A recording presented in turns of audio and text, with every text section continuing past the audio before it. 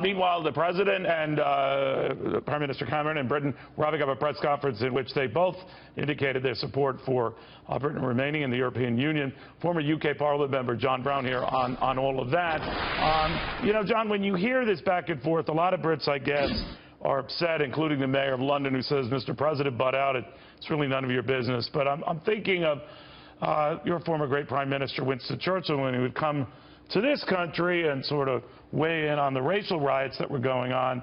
That was appalling. And so is there really much damage done when friends sort of weigh in and speak as friends of what's going on?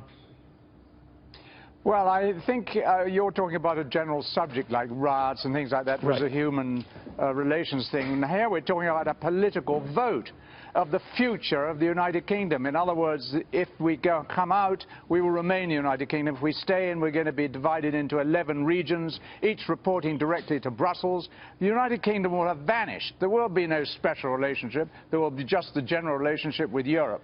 And it's a crucial thing, and no wonder I think the British people are very upset that two globalists... But John, I understand that. I'm not taking sides here, but how is that different than behind the scenes Winston Churchill working with Franklin Roosevelt to change the American people's sense of staying away from the World War that was gripping everybody but us, the United States, and trying to coax us in to involvement and tell Americans what was at stake?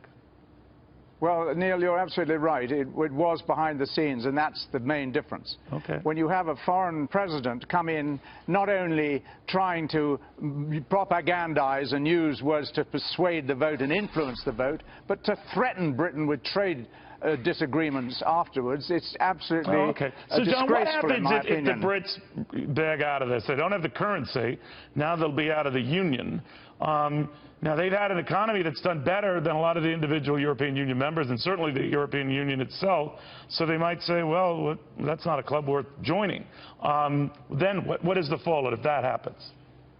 Well, the first thing is that Britain's trade, about 60%, is with Europe, because the tariff situation means we can't trade with our kith and kin so easily, like Canada, America, Australia, and New Zealand. We're trading with Europe, but we do so as a deficit of an average of 24 billion a year.